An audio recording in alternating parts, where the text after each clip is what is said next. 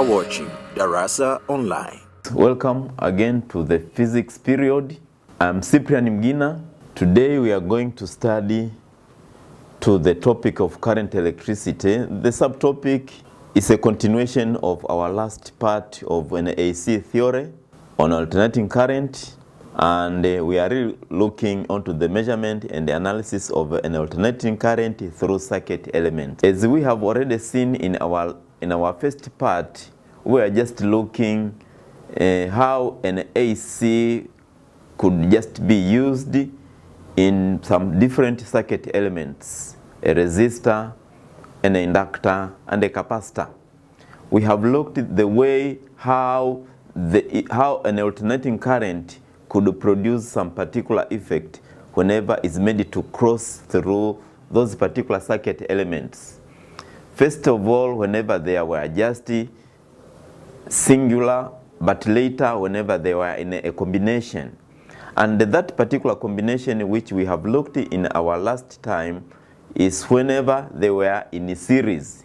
So we looked at three cases that we have looked at. The first part, whenever a resistor were connected to a capacitor, and we have looked at the second case whenever a resistor were connected to an inductor.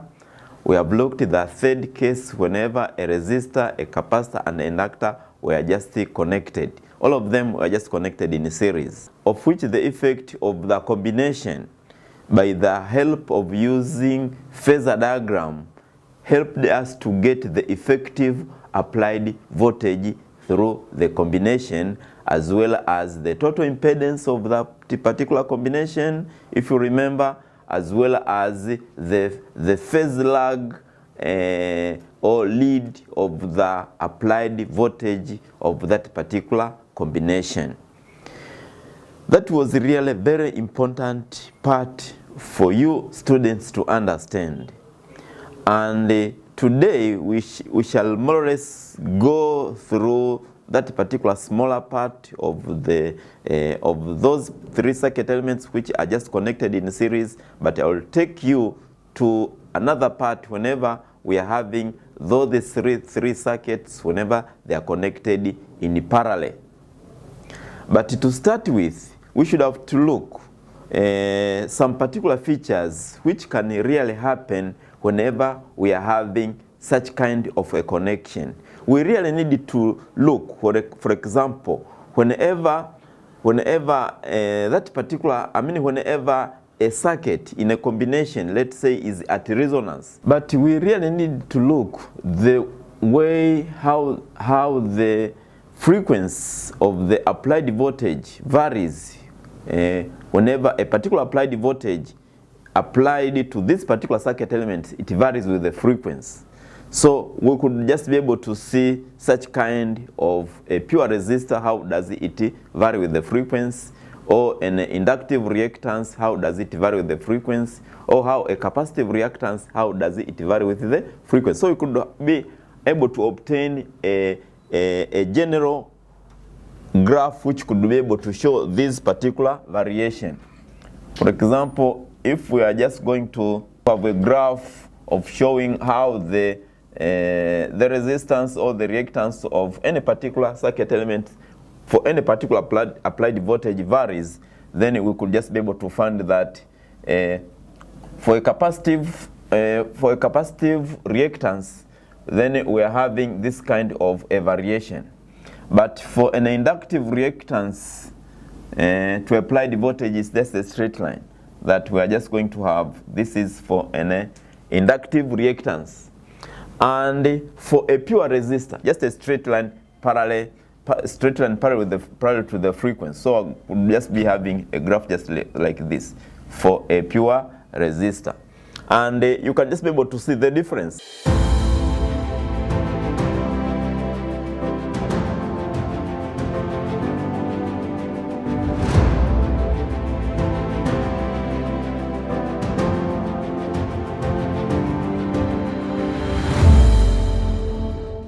Okay, this particular variation could really take us to this kind of a graph, such that if we're just going to look now, the graph of the impedance for a resistor, capacitor, and inductor connected in series could really be something like this, okay, where the minimum point there could actually be able to cross through that one, and actually it will just be crossing to a particular frequency.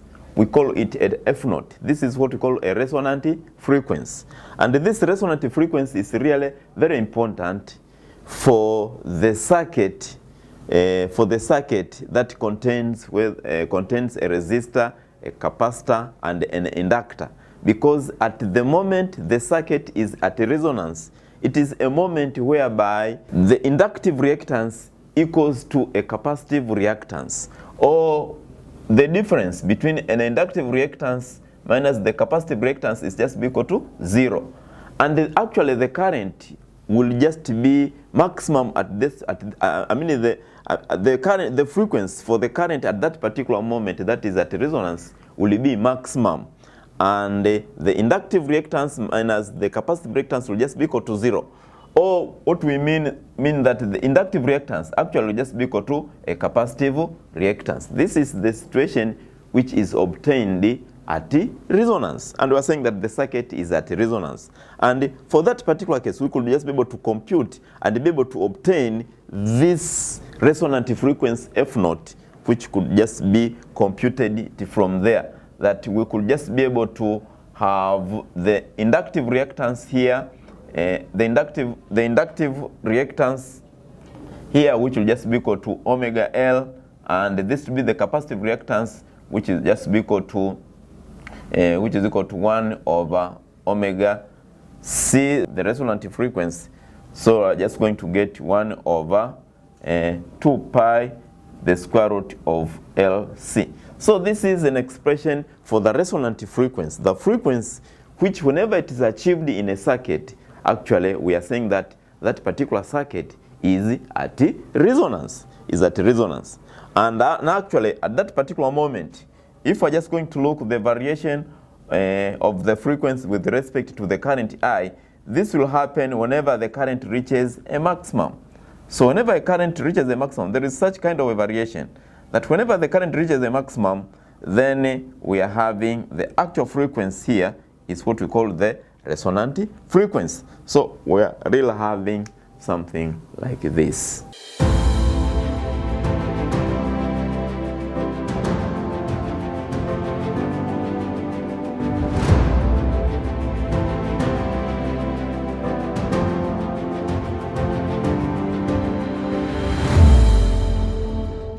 Okay, students, now having known this, then I can take you so straight to the simple connection of the circuit elements.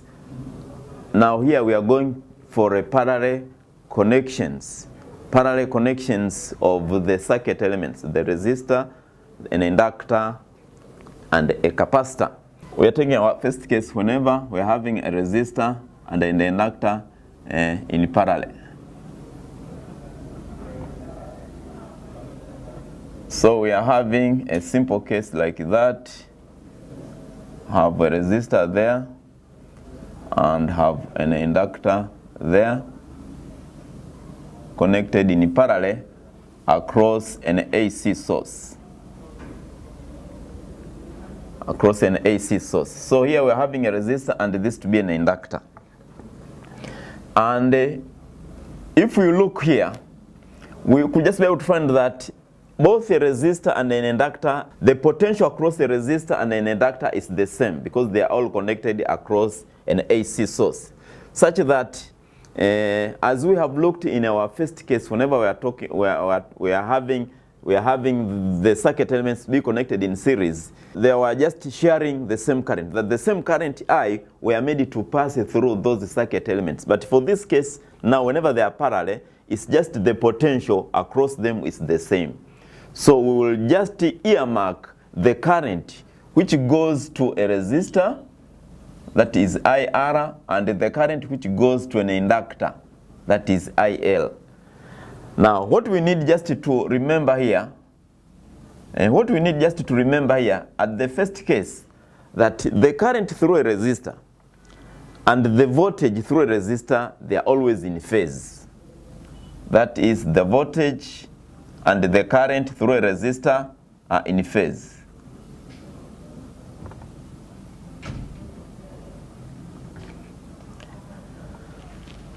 But whenever we come again to an inductor, whenever they are just connected in parallel, what we are just going to look now is the potential across it. Now with reference to a potential across a resistor, if the potential across the resistor is in phase with the current across it, now what will just be now the current which is now crossing through an inductor? You'll just be able to find that the current which will be crossing through an inductor, now for that case, as long as the potential across the resistor and across an inductor is the same, then the current across an inductor will be lagging behind by a quarter of a cycle, that is 90 degrees or pi over 2. So the current across an inductor lags behind the voltage through a resistor by pi over 2 or 90 degrees. And this information can help us to get or to draw what we call the Phasor diagram, the diagram which shows the rotating vectors, giving us the resultant effect of the AC current flowing through a resistor and an inductor connected in parallel. So if we're going to a Phasor diagram, then we are just going to have something like this. That if I'm taking here to be the current across a resistor and the voltage across the resistor, then the current across an inductor lags behind as it keeps on rotating like this. So it lags behind by an angle of 90. And the resultant, now that can just be obtained by the use of Pythagoras theorem. So the resultant current I will just be obtained, be acting to that particular direction, and the angle at which it will be acting, theta, will just be equal to this one. So the applied current I will be lagging to an applied current through a resistor by that particular angle. And we can just be able to compute to determine what is this current I. That first of all, if we're using the Pythagoras theorem, therefore we take the IL squared plus IR squared. This will just be to the current I squared. So this current I squared we take to be equal to the square root of that much. Then here we took to be equal to IR squared plus IL squared.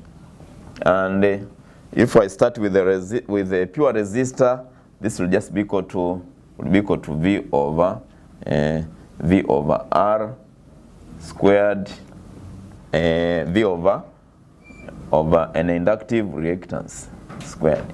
So we are having something like that. And eventually you'll just be able to find that I'll be having I over V to be equal to 1 over R squared plus 1 over inductive reactance squared. Inductive reactance squared is the square root of that.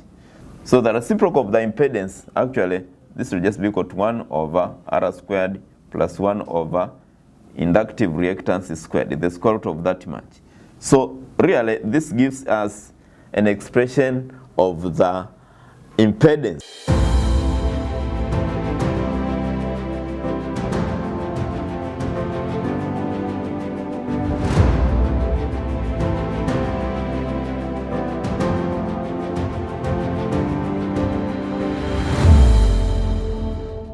Okay, students, let's go to the second part of where the circuit elements are connected in parallel.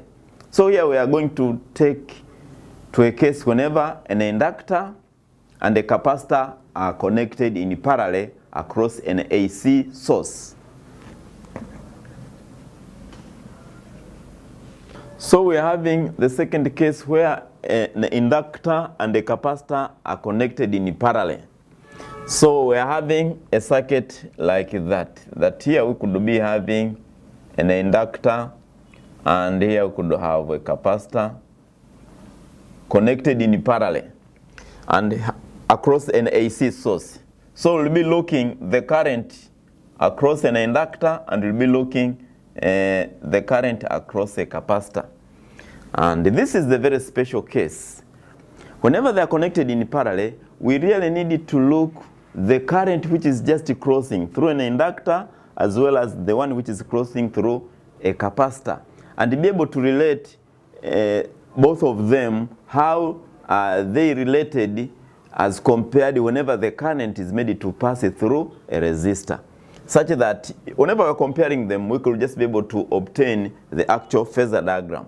But generally, if we are just going to look, the current across an inductor and the current across a capacitor, actually they are antiparallel, acting in two opposite directions to an angle of 180 degrees, as compared to the direction where the current of an alternating current, an alternating current could just be passing through a resistor, such that if we are just going to plot through, we are just going to draw our phasor diagram, we'll just be able to find that,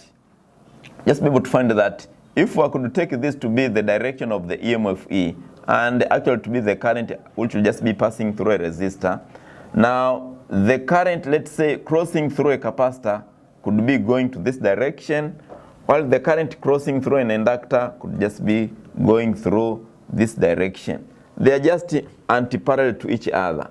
And the resultant, because we are going to have only these two circuit elements, of which this particular system is more applicable to transistor oscillators and some other transmitters, we'll just be able to find that whenever we could be having some three cases. We could start with the first case, that whenever a current that is passing through a capacitor is greater than the current that is passing through an inductor, then the total resultant current will just be moving to this particular direction. So that this one will just be equal to the current passing through a capacitor minus the current passing through an inductor. The current that is just passing through an inductor. And whenever this happens, for our first case, that the current which is passing through a capacitor dominates, then we are calling this particular circuit to be purely capacitive. So in our first case, we are having a circuit to be purely capacitive because the current passing through a capacitor dominates.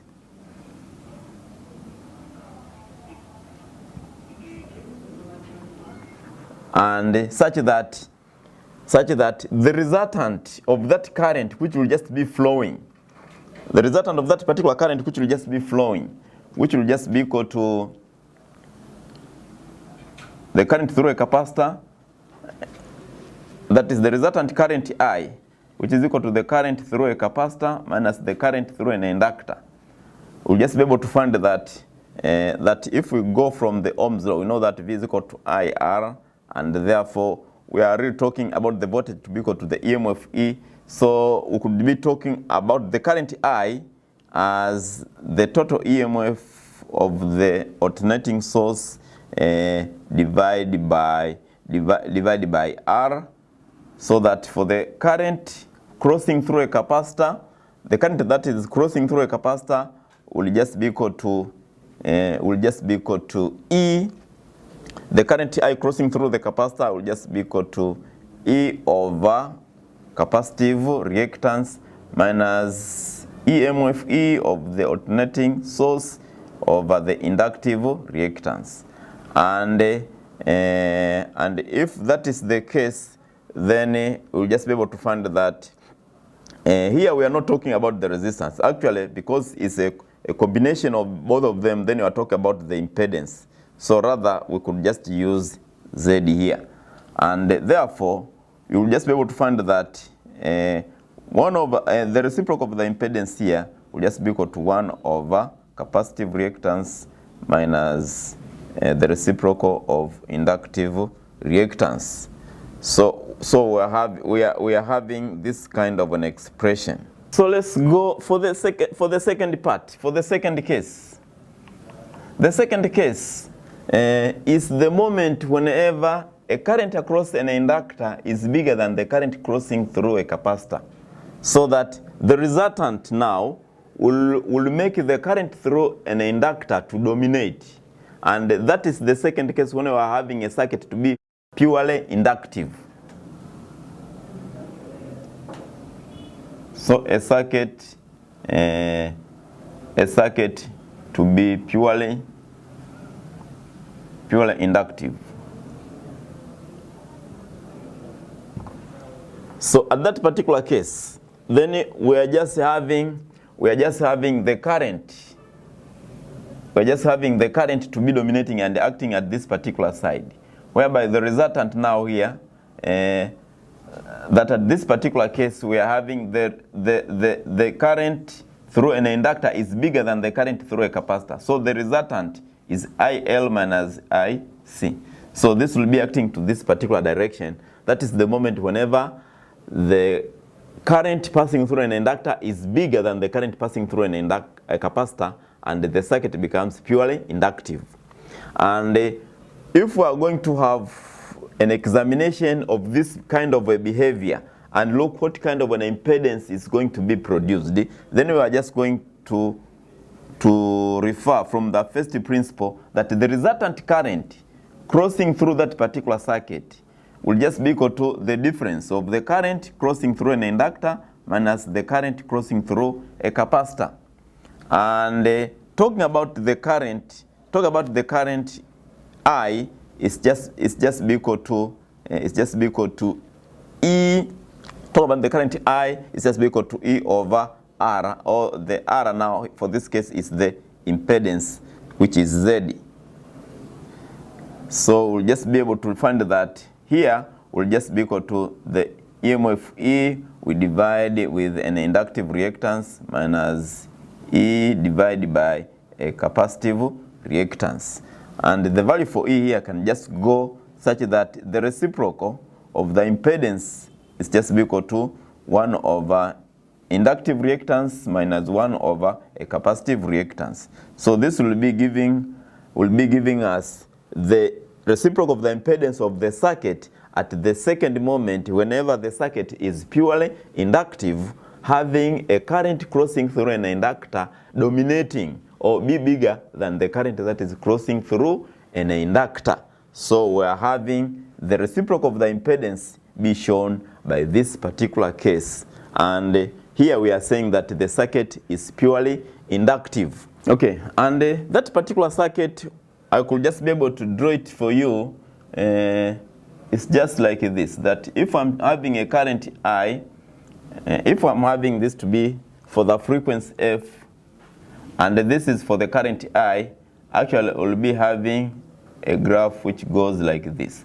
That is, the first part here will be the circuit is purely inductive from the first part up to the bottom part there. Okay? And this will be purely capacitive. So here it is purely inductive.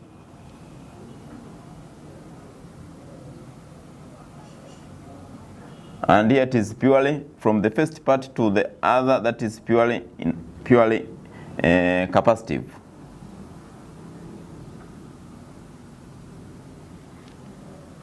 So we're having a graph just like that. Okay, let's go and take you students to the last case, the third case.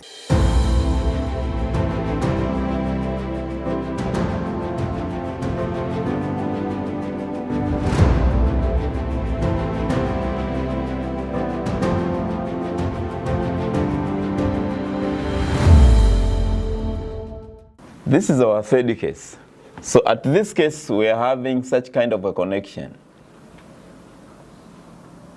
A resistor can have a capacitor, and we can have an inductor connected in parallel across an AC source. So this is our inductor, this is a capacitor, and this is the resistor. So whenever we are having a current I flowing through the circuit, the current comes here, will divide itself. There will be a current going to a capacitor, that is IC. Another current goes to an inductor, that is IL. and another current which goes to a resistor. This is IR. Okay, but we all know that always the current, always the voltage here across a resistor, a capacitor, and an inductor are the same, and always the current and the voltage through a resistor are in phase, so that whenever we are just going to look the effective value of all of this current, whenever they are just passing across these three circuit elements, then we have just to use the Phasor diagram. Phasor diagram for this case will take us to be in this way. The Phasor diagram will take us at this particular direction. Take this to be an EMF E, and here to be the current across to be the current across a resistor. But whenever we are talking about the current now across a capacitor, the current across the capacitor will be going to this direction, and the capacitor across an inductor will be moving to this direction, and the resultant, actually, that will be the current across the capacitor will be dominating, so that the resultant here will be current across the capacitor minus the current across an inductor. So this will be dominating, and therefore this will just help us to get the resultant. So this will be the current through a capacitor minus the current through an inductor, and therefore we could just be able to see the effective value of the current I. The effective value of the current I, which you can be able to look together with the angle at which it will be leading. So we need just to determine, this particular effective applied current I. And then from the Pythagoras, then we know that this side squared plus this side squared is equal to the applied current I squared. So you could just be able to have I squared will just be equal to the current through a resistor squared plus the resultant of the current across an inductor minus the current across an inductor squared. So we are having this kind of an expression. So here we'll be talking about E squared over R squared plus that much. The current I will just be equal to E over R, but here we'll be talking about E squared into 1 E squared into 1 over capacitive reactance minus 1 over inductive reactance, the whole of this squared, and this is equal to I squared. We are really going to have the reciprocal of the impedance Z to be equal to the current over the EMF E of that particular AC source, which will just be equal to the square root of that much. That is 1 over R squared, 1 over R squared plus 1 over capacitive reactance minus 1 over inductive reactance, the whole of this much squared.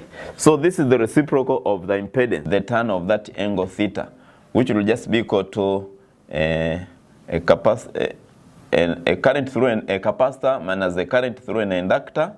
So the whole of this we divide by the current through a resistor. We are taking the opposite to be represented by this particular IC minus IL, and the adjacent to be represented by IR, the current through a resistor. So this will be giving us the tan theta. And we can eventually be able to compute and be able to obtain the angle theta at which the applied current I through the combination leads the current I through a resistor by that particular angle theta. And having obtained this, sometimes you can as well be able to know or to get what we call an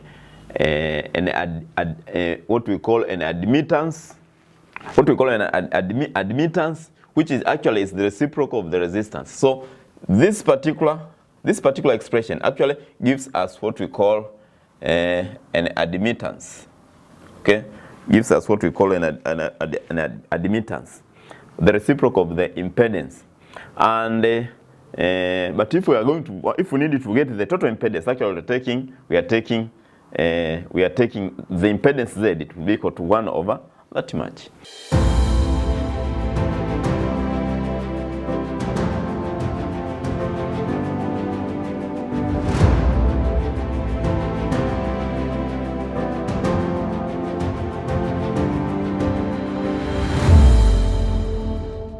Okay, so that is our third case, and then we can just try to go and look to some other problems which might also help you as a combination with our first lesson and this lesson, and to look onto some other more difficult parts for you to do it in some particular difficult questions.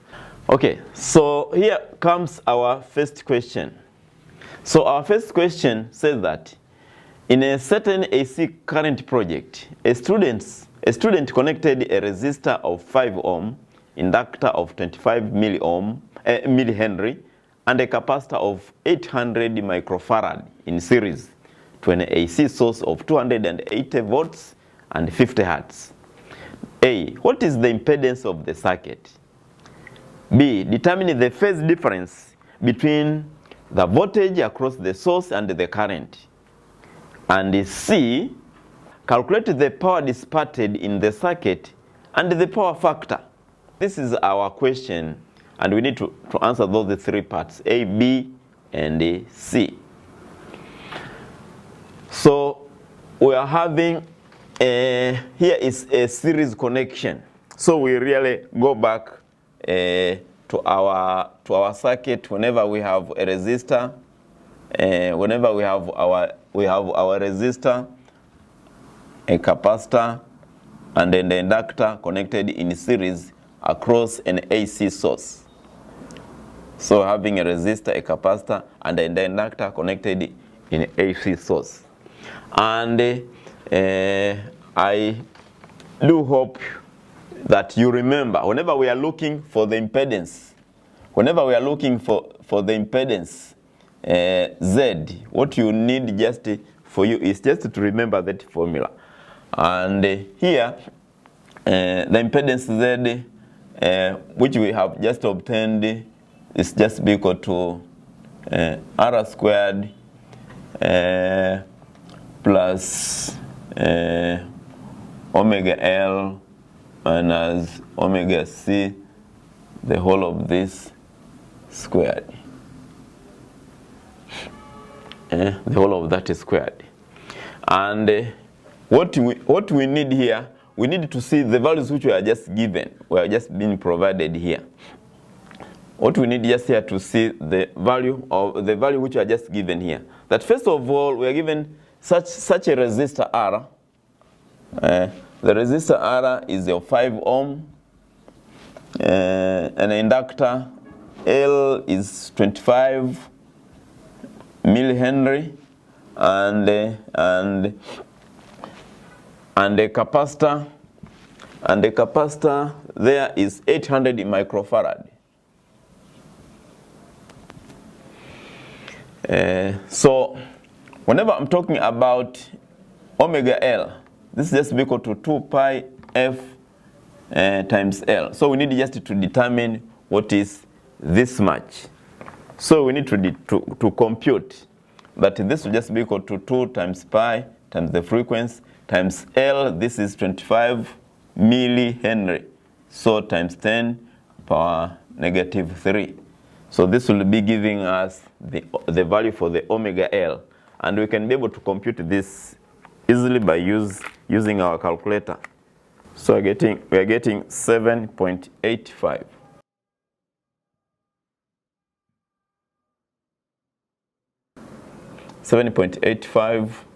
And we can just be able to compute again 1 over omega C and be able to obtain equal to 1 over 2 pi f times C, which is equal to 1 over 2 pi f times the C, that is a capacitor, is 800.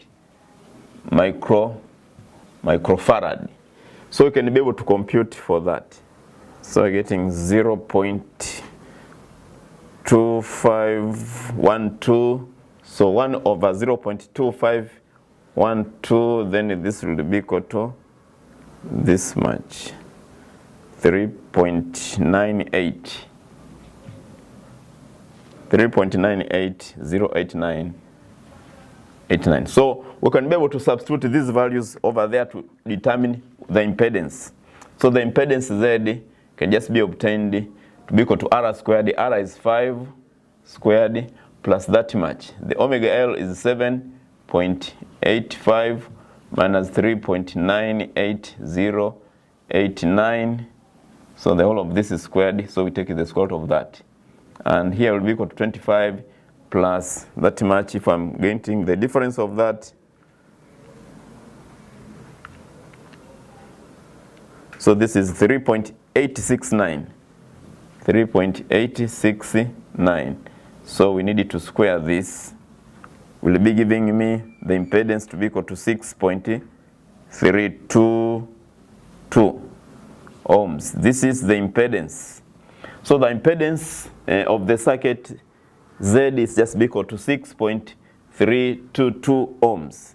This is the first part, part A. Let's go to part B.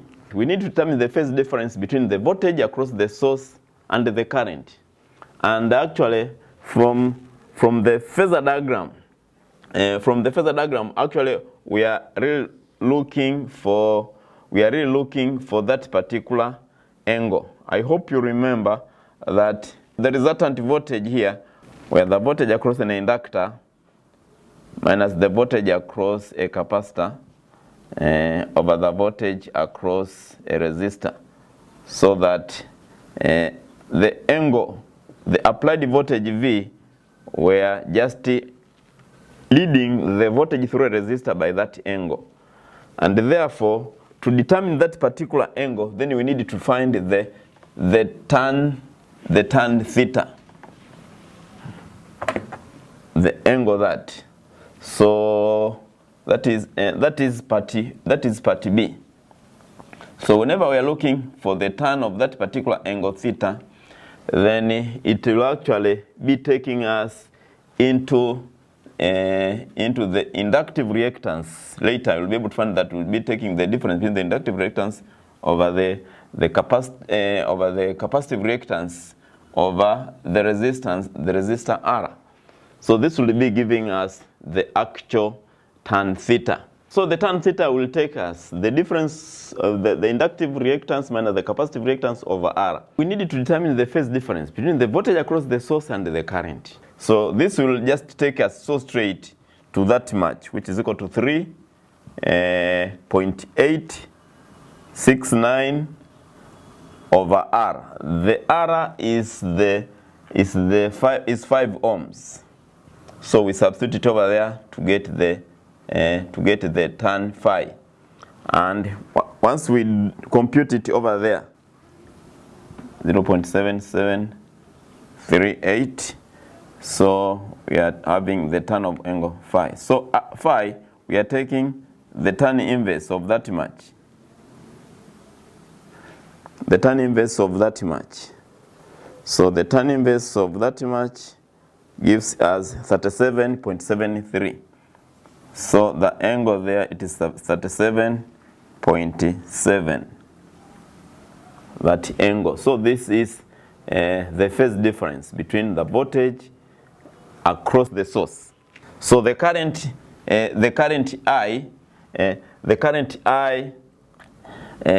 from the Ohm's law, the current I is just equal to the supply voltage over the impedance, so that we can be able to substitute. The supply voltage there is 280 volts, and the impedance we had just obtained to be equal to 6.322. 6.322. So we can be able to get the current, which will be equal to 42.289. 44.289 ampere. So this is the current. So the phase difference is this much, 37.7 degree, and the current is 44.289 ampere. Okay, let's go to the last part. Calculate the power dissipated in the circuit and the power factor. To determine the power dissipated in the circuit and the power factor, this can just be obtained using this expression. This is part C, okay? That is the power, that's equal to I times V. Or we could just be able to get an I squared times R. Could be able to take I squared times V or I squared times R. I hope this is a good one. It's so straight because the current had already been calculated there. It's 44.289. 44.289. We square this, and the resistance is 5 ohms. So once we square this much, we're going to get 9807, 9,807.92 watts. So this is the power. And to determine now the power factor, the power factor can just be obtained by taking the power factor actually by taking what we call the cos phi, the angle of this much. That always the power is just equal to I times V cos phi. Now the cos phi, this gives us the power factor. And therefore, the cos phi, this gives us what we call the power factor. And we can be able to calculate this by looking the cosine of that particular angle phi. And the angle phi is 37.7 degree. So the cosine of that much is what we are just going to compute. So looking for the cosine of 37.7, this gives us 0.79. So this gives us cos it's 37.7 to be equal to 0.791. So this is what we call the power factor. Okay. So the power factor, it is of this much lag. Is a lag of the power, because from the formula of the power, which is equal to IV cos phi, then the cos phi is our power factor, which is equal to that much, 0.791. So this takes us to the last part of our question. Okay, students, now let's come back to the homework question. The homework question, I'll purely take it as a continuation of the first question as I did it for you as an example. But now it comes in the different way. That the question goes like this. A frequency of an AC source is used in the question 1, as I've already said above, of 280 volts and 50 hertz, is allowed now to vary in such a way that the resonance of the circuit is attained. Remember, in that particular circuit, we had a resistor of 5 ohm, an inductor of 25 millihenry, and a capacitor of 800 microfarad connected in series across that particular source of 280 volts and 50 hertz. Now, A, what will be the frequency of the source in hertz? And B, determine the new impedance of the circuit made by the student. At the moment, the circuit now is at resonance. Now, C, compute for the new current and the power dissipated at this moment of resonance. So this is the question of which I'll be able to give you a hint, and I hope you can be able to solve it comfortably. That the first part, what will be the frequency? What will be the frequency of the source in hertz? Remember, here we are taking that the circuit now is at resonance. So the frequency at that moment is the resonant frequency, whereby the resonant frequency will just be equal to 1 over 2 pi into LC. And the value for an inductor is given, which is 25 millihenry. An inductor, this is 25 millihenry. And the capacitor, that is 800 microfarad. And you can just be able to compute and be able to get an F naught. So it's just for you to substitute. Here it is 1 over 2 pi into the square root of L times C. You can be able to get the resonant frequency. Okay, the frequency in hertz. That is part A.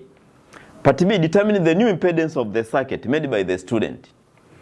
We are saying that whenever the circuit is at resonance, we found that the inductive reactance is equal to a capacitive reactance. This is part B. And if that happens, the whole impedance of the circuit is reduced and be equal to a pure resistor. So the whole impedance of the circuit will just be equal to a pure resistor. And the value for our pure resistor in this circuit, that is given. Okay, it's just a matter of knowing this, and you know what is R, the value for a resistor in the circuit, and that is given, which is 5 ohm, of course. That is part B. Part C, compute for the new current and the power dissipated at this moment. Having obtained the impedance Z, as we all know that the EMF E is just equal to R times the new impedance. So we need to compute for the new current and the impedance. So the current I will be equal to E over the new impedance. So the EMF E, the supply voltage for the source is 280, and the new impedance is given there, which is 5 ohm. You can be able to calculate the new current. And the new current and the power. Power is just equal to I squared R. Having obtained the current here, you square it, we multiply with a resistance R. So the resistance R is 5. So you can be able to get straightforward the power, because the current this is of this much, you square it times R, which is 5 ohm. Then you can be able to calculate to obtain the power in watts. That is just so straight and very easy. So my students, remember that whenever you are doing this kind of problems, whether the circuit elements are connected in series or they are connected in parallel, what is really very important for you is to remember the actual formula, the correct formula which had to be used whenever the circuit elements are connected in parallel or whenever they are connected in series. And once you remember those particular formula, it's just a matter of substitution and computation to go and to obtain the final ASD value. This is not so much. It's not so much difficult, and they could just be able to meet with some other related problems with regard to this part. But I do hope with such kind of a revision I've just done here, it will help you to do more questions series or in parallel. Thank you, students, for today, and see you next time.